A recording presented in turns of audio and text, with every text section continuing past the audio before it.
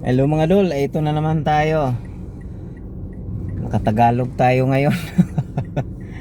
Ito yung ano natin, yung t-shirt natin. Tagalog yun. Bisaya ko na lang gud. Dati ang sanina na to, gisi-gisi. Karon arang-arang nagamay wala na gisi. Okay, going to Davao del Sur ko karon kay mag-repair ko og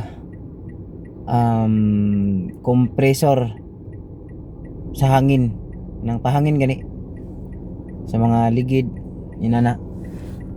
So ay dugab sa ko habang nagpaabot ta sa klase na si daday dito dito nagdagandagan. So wala pa siya kasulod kay ang oras nga klase niya mag-start is 10:30 niya ang oras. Kita ba ninyo? So na oras sa dire sa kuano 10:17 pa lang mga dol. 10:17 murag banda ng taga Davao nagkanta sa Charing nailad ko sa buing. Muna siya 10:17. So 10:30 ang klase. Napa sila sa gawas. Tapos daday kita mo ninyo nimo naman nasa sulod 10:30 masulod na sila 10:29 10:28 sulod na. So napata dire yang school niya Montessori private private siya so direta siyempre ang sakyanan din na to palungon kay init kayo dito palungon kay ang aircon sao na lang singuton tagmay dire. Pero at least full tank naman tao. Kita nyo na full tank na siya, full tank ang bar. Mga bars. Ito na siyang full tank.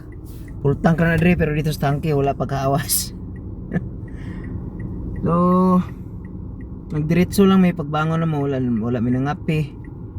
Kay namalit patag mga pisa. Nya pagkahuman na tog palit. Nangaon puno kayong kandri libre. Okay ni siya mao ni siya palit nako. Itaod na mo ron dito sa compressor. Kini siya kuha ni siya kining pressure pressure switch pressure switch sa compressor nya mga kapasitor malit ta kay ang isa pod ka compressor daw dito. Shoutout kay Sir Joel Kaputol tag-iya sa Sewell Malalagog JC Oil sa poblasyon Sulop. Talas na siya, talas boundary sa Padadaog Sulop. Mga kapasitor kini. So ang trabaho na to mga repiray man kita. So di na to mabiyaan kay naay manawag, naay magpa-service ng mga kapasitor ni siya. Ano nga di na to mabiyaan. So ana na lang na, ganyan talaga ang buhay mga dol. So pagkatapos dito mga dol, diretso na kami, papunta kami ng Malalag, Davao del Sur. Thank you, bye bye.